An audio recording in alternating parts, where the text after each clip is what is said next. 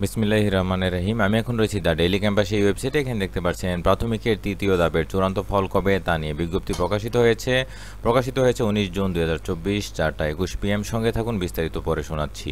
সরকারি প্রাথমিক বিদ্যালয়ে সহকারী শিক্ষক পদে তৃতীয় ধাপে ঢাকা ও চট্টগ্রাম বিভাগের জেলাগুলোর 3 পার্বত্য জেলা ছাড়া মৌখিক পরীক্ষার ফল প্রকাশে আদালতের কিছু নির্দেশনা রয়েছে।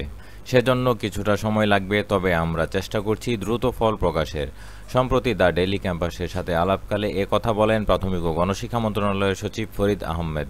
প্রাথমিক ও গণশিক্ষা মন্ত্রণালয়ের জ্যেষ্ঠ এক কর্মকর্তা দ্য ডেইলি ক্যাম্পাসকে বলেন, 6 মাসের স্থগিতাদেশ দেওয়া হলেও তদন্ত প্রতিবেদন আদালতে দাখিল করলে ফল প্রকাশ করা সম্ভব হবে বলে আমরা আশাবাদী। আশা করা যাচ্ছে 60 দিনের মধ্যে তৃতীয় ধাপের চূড়ান্ত ফল প্রকাশ করা সম্ভব হবে।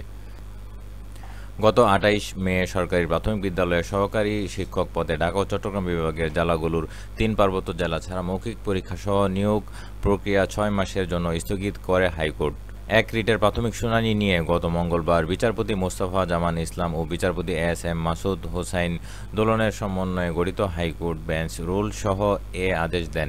এই নিয়োগের জন্য লিখিত পরীক্ষায় প্রশ্নফাঁস নিয়ে গণমাধ্যমে আসা অভিযোগ অনুসন্ধান করতে নির্দেশ দিয়েছিলেন আদালত। অনুসন্ধান করে 3 মাসের মধ্যে আদালতে প্রতিবেদন দিতেও বলা হয়েছে।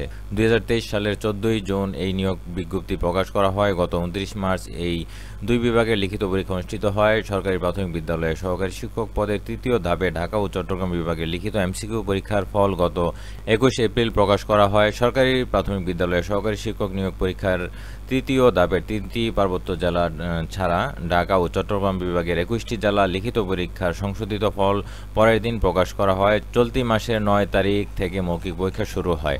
তো এই পর্যন্ত ছিল দ্য ডেইলি ক্যাম্পাসের হাতে পাওয়া সংবাদ। পরবর্তী যে কোনো আপডেট আসলে এই চ্যানেলে আপলোড দিব। চ্যানেলটি সাবস্ক্রাইব করে সঙ্গে থাকুন। বিদায় নিচ্ছি।